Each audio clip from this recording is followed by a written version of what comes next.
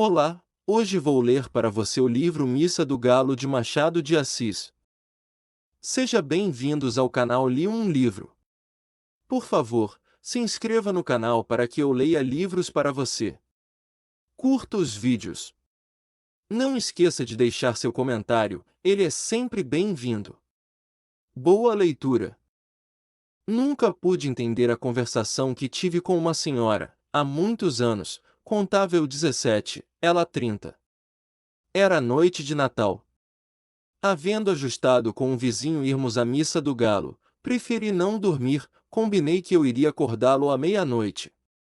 A casa em que eu estava hospedado era a do escrivão Menezes, que fora casado, em primeiras núpcias, com uma de minhas primas, a segunda mulher, Conceição, e a mãe desta acolheram-me bem quando vim de Mangaratiba para o Rio de Janeiro, meses antes, a estudar preparatórios. Vivia tranquilo, naquela casa assobradada da Rua do Senado, com os meus livros, poucas relações, alguns passeios. A família era pequena, o escrivão, a mulher, a sogra e 2 escravas. Costumes velhos. Às 10 horas da noite toda a gente estava nos quartos, às 10h30 a casa dormia. Nunca tinha ido ao teatro, e mais de uma vez, ouvindo dizer ao Menezes que ia ao teatro, pedi-lhe que me levasse consigo. Nessas ocasiões, a sogra fazia uma careta, e as escravas riam à socapa. Ele não respondia, vestia-se, saía e só tornava na manhã seguinte. Mais tarde é que eu soube que o teatro era um eufemismo em ação. Menezes trazia amores com uma senhora, separada do marido, e dormia fora de casa uma vez por semana. Conceição padecera, a princípio, com a existência da comborça, mas afinal, resignara-se, acostumara-se, e acabou achando que era muito direito. Boa Conceição! Chamavam-lhe La Santa, e fazia jus ao título, tão facilmente suportava os esquecimentos do marido. Em verdade, era um temperamento moderado, sem extremos, nem grandes lágrimas, nem grandes risos. No capítulo de que trato, dava para Maometana, aceitaria um harém, com as aparências salvas. Deus me perdoe, se a julgo mal. Tudo nela era atenuado e passivo. O próprio rosto era mediano, nem bonito nem feio. Era o que chamamos uma pessoa simpática. Não dizia mal de ninguém, perdoava tudo. Não sabia odiar, pode ser até que não soubesse amar. Naquela noite de Natal foi o escrivão ao teatro. Era pelos anos de 1861 ou 1862. Eu já devia estar em Mangaratiba, em férias, mas fiquei até o Natal para ver a missa do galo na corte. A família recolheu-se à hora do costume, eu meti-me na sala da frente, vestido e pronto. Dali passaria ao corredor da entrada e sairia sem acordar ninguém. Tinha 3 chaves à porta, uma estava com o escrivão, eu levaria outra, a terceira ficava em casa. Mas, senhor Nogueira, que fará você todo esse tempo? Perguntou-me a mãe de Conceição. Leio, de Inácia. Tinha comigo um romance, Os Três Mosqueteiros, velha tradução creio do Jornal do Comércio. Sentei-me à mesa que havia no centro da sala, e à luz de um candeeiro de querosene, enquanto a casa dormia, trepei ainda uma vez ao cavalo magro de D'Artagnan e fui-me às aventuras. Dentro em pouco estava completamente ébrio de Dumas. Os minutos voavam, ao contrário do que costumam fazer, quando são de espera, ouvi bater 11 horas, mas quase sem dar por elas, um acaso. Entretanto, um pequeno rumor que ouvi dentro veio acordar-me da leitura. Eram uns passos no corredor que ia da sala de visitas à de jantar. Levantei a cabeça, logo depois vi assomar à porta da sala o vulto de Conceição. Ainda não foi? Perguntou ela. Não fui, parece que ainda não é meia-noite. Que paciência! Conceição entrou na sala, arrastando as chinelinhas da alcova. Vestia um roupão branco, mal apanhado na cintura. Sendo magra, tinha um ar de visão romântica, não disparatada com o meu livro de aventuras. Fechei o livro, ela foi sentar-se na cadeira que ficava defronte de mim, perto do canapé. Como eu lhe perguntasse se a havia acordado, sem querer, fazendo barulho, respondeu com presteza, não. Qual? Acordei por acordar. Fitei-a um pouco e duvidei da afirmativa. Os olhos não eram de pessoa que acabasse de dormir, pareciam não ter ainda pegado no sono. Essa observação, porém, que valeria alguma coisa em outro espírito, depressa a botei fora, sem advertir que talvez não dormisse justamente por minha causa, e mentisse para me não afligir ou aborrecer. Já disse que ela era boa, muito boa. Mas a hora já há de estar próxima, disse eu. Que paciência sua de esperar acordado, enquanto o vizinho dorme. E esperar sozinho. Não tem medo de almas do outro mundo? Eu cuidei que se assustasse quando me viu. Quando ouvi os passos estranhei, mas a senhora apareceu logo. Que é que estava lendo? Não diga, já sei, é o Romance dos Mosqueteiros. Justamente, é muito bonito. Gosta de romances? Gosto. Já leu A Moreninha? Do Dr. Macedo? Tenho lá em Mangaratiba. Eu gosto muito de romances, mas leio pouco, por falta de tempo. Que romances é que você tem lido? Comecei a dizer-lhe os nomes de alguns. Conceição ouvia-me com a cabeça reclinada no espaldar, enfiando os olhos por entre as pálpebras meio cerradas, sem os tirar de mim. De vez em quando passava a língua pelos beiços, para umedecê-los. Quando acabei de falar, não me disse nada, ficamos assim alguns segundos. Em seguida, vi endireitar a cabeça, cruzar os dedos e sobre eles pousar o queixo, tendo os cotovelos nos braços da cadeira, tudo sem desviar de mim os grandes olhos espertos. Talvez esteja aborrecida, pensei eu. E logo alto, de Conceição, creio que vão sendo horas, e eu, não, ainda é cedo. Vi agora mesmo o relógio, são 11h30. Tem tempo. Você, perdendo a noite, é capaz de não dormir de dia, já tenho feito isso. Eu, não, perdendo uma noite, no outro dia estou que não posso, e, meia hora que seja, hei de passar pelo sono. Mas também estou ficando velha. Que velha o quê, de Conceição? Tal foi o calor da minha palavra que a fez sorrir. De costume tinha os gestos demorados e as atitudes tranquilas, agora, porém, ergueu-se rapidamente, passou para o outro lado da sala e deu alguns passos, entre a janela da rua e a porta do gabinete do marido. Assim, com o desalinho honesto que trazia, dava-me uma impressão singular. Magra embora, tinha não sei que balanço no andar, como quem lhe custa levar o corpo, essa feição nunca me pareceu tão distinta como naquela noite. Parava algumas vezes, examinando um trecho de cortina ou consertando a posição de algum objeto no aparador, afinal deteve-se, ante mim, com a mesa de permeio.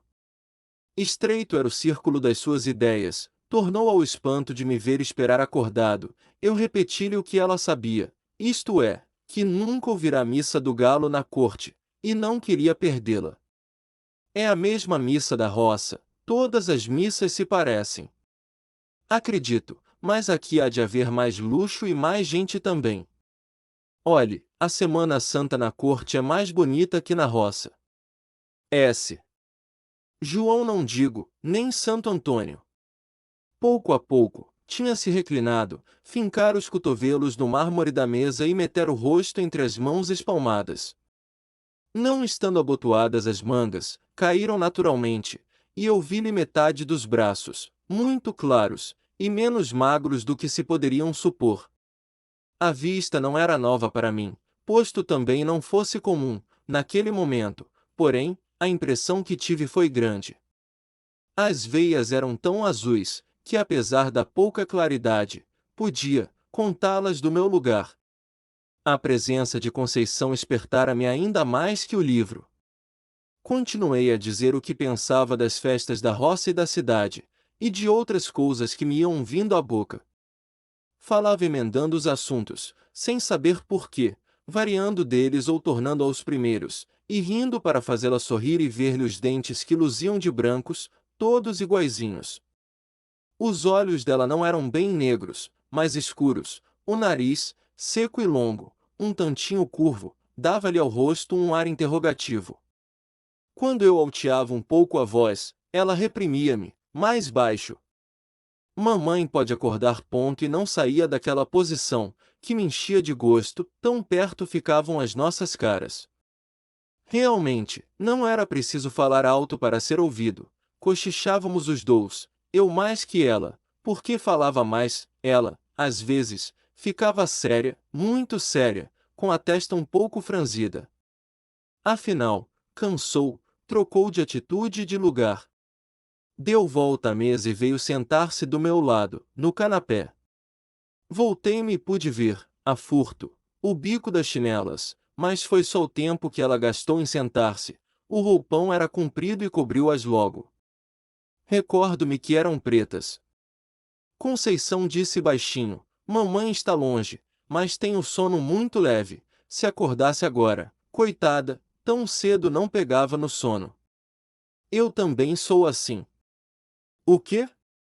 Perguntou ela inclinando o corpo, para ouvir melhor. Fui sentar-me na cadeira que ficava ao lado do canapé e repeti-lhe a palavra. Riu-se da coincidência, também ela tinha o sono leve, éramos 3 sonos leves.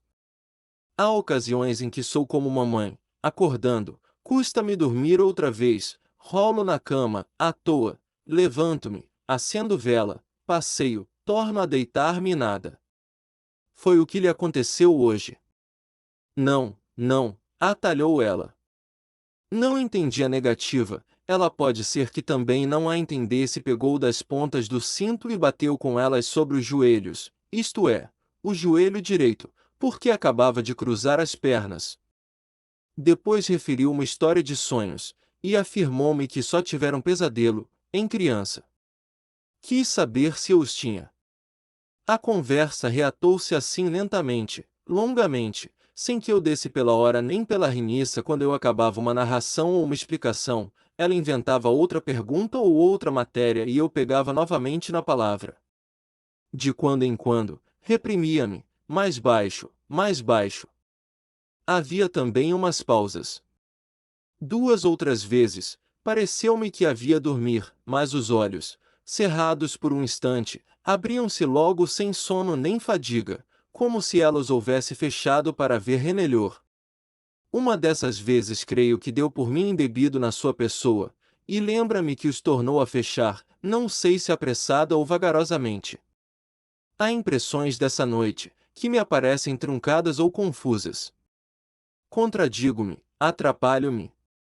Uma das que ainda tenho frescas é que em certa ocasião, ela, que era apenas simpática, ficou linda, ficou lindíssima.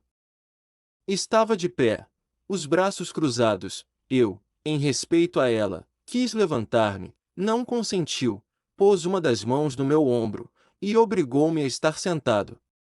Cuidei que ia dizer alguma coisa, mas estremeceu, como se tivesse um arrepio de frio. Voltou as costas e foi sentar-se na cadeira, onde me achará lendo. Dali relanceou a vista pelo espelho, que ficava por cima do canapé, falou de 2 gravuras que pendiam da parede. Estes quadros estão ficando velhos. Já pedi a Chiquinho para comprar outros. Chiquinho era o marido. Os quadros falavam do principal negócio deste homem.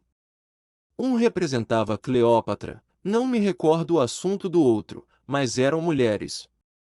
Vulgares ambos, naquele tempo não me pareciam feios.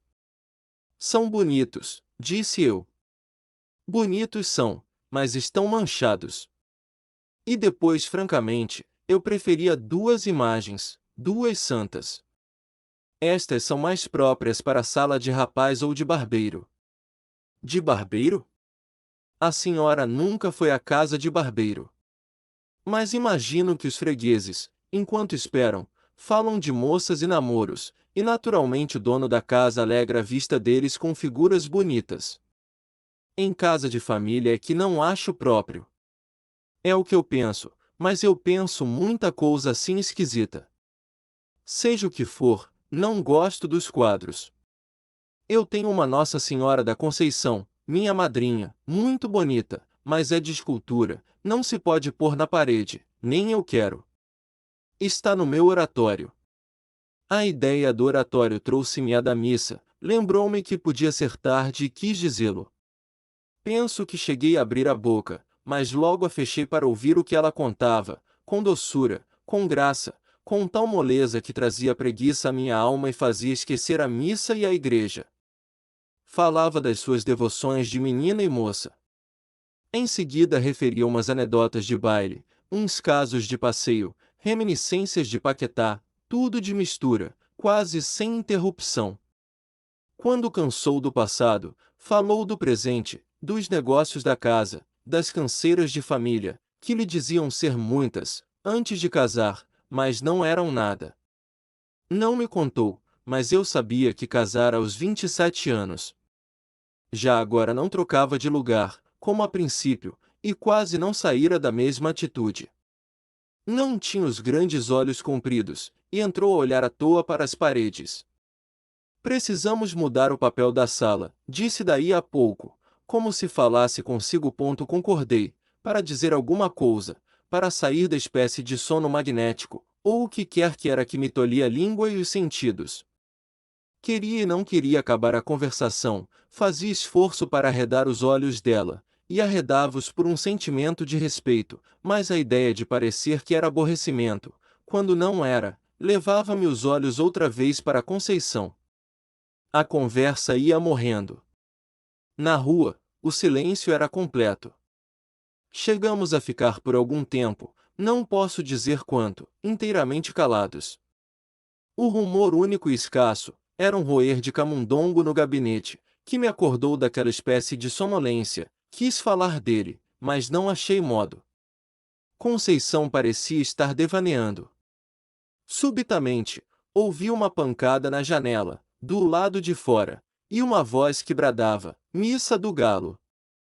Missa do Galol, aí está o companheiro, disse ela levantando-se. Tem graça, você é que ficou de ir acordá-lo, ele é que vem acordar você.